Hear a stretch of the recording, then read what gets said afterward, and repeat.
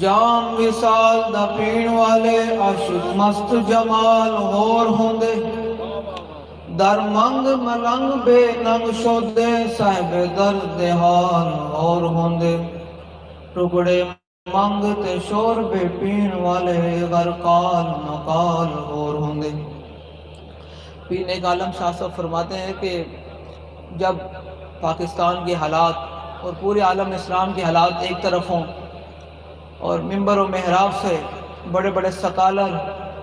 بڑے بڑے پیر اور مولوی یہ کہہ رہے ہوں کہ اسلام اس وقت امن کا درس دیتا ہے، کہ جب حضور کے دین پر حملے ہو رہے ہوں، ناموس رسالت پر حملے ہو رہے ہوں، ختم نبوت پر حملے ہو رہے ہوں، مساجد سے سپیکر اتارے جا رہے ہوں، درود و سلام پر پابندیاں لگائی جا رہی ہوں، اس وقت کئی لوگوں نے کہا کہ اس وقت حالات بڑا نازک ہیں، حالات بہت خطرناک ہیں، اس وقت اسلام امن کا درس دیتا ہے۔ اس وقت ایک مرد کلندر اٹھا اور تھا بھی ویل چیئر پر، اس نے کہا اسلام اس وقت امن کا نہیں، اسلام اس وقت غیرت کا درس دیتا ہے۔ اس نے کہا اسلام اس وقت غیرت کا درس دیتا ہے۔ جب پیر میر علی شاہ صاحب کی کتاب پر پابندی لگائی جا رہی تھی اور مرزائیوں کو نوازا جا رہا تھا، اس وقت ایک ہی پاکستان میں مرد کلندر اٹھا، اس نے کہا اسلام اس وقت سینہ تان کر میدان مرانے کا حکم دیتا ہے۔ اسی طرح پیر نیک عالم شاہ صاحب نے فرمایا کہ ٹکڑے منگ تے شور بے پین والے غرقال مقال ہور ہوندے سینہ ڈان والے بچ جنگ عالم شیر صفت کی تال ہور ہوندے۔ جب ایک یہود و نصارہ کا ایجنٹ کھلے سور کی طرح حضور کے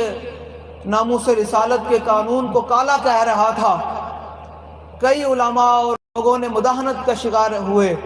میدان میں آنے کے لیے کوئی تیار نہیں تھا۔ اس وقت پھر ممتاز حسین قادری میدان میں آیا، اس نے کہا کہ جب میں مارنے لگا نا اس کو گورنر کو،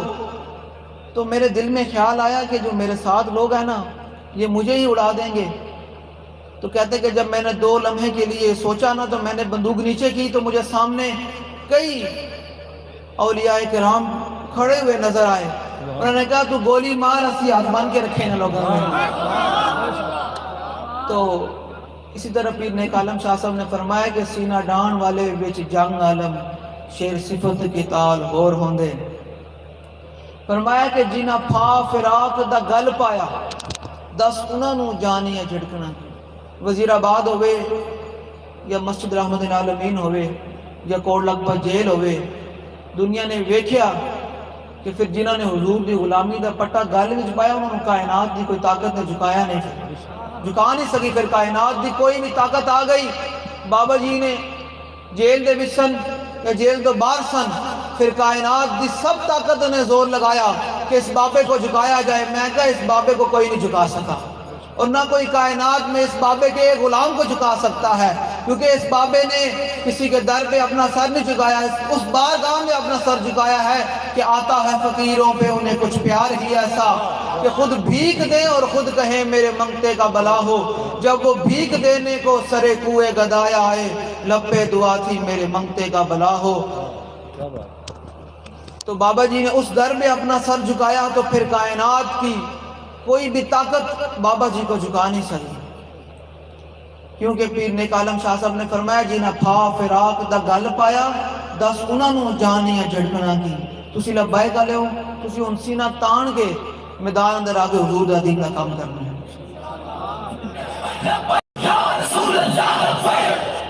تسی ان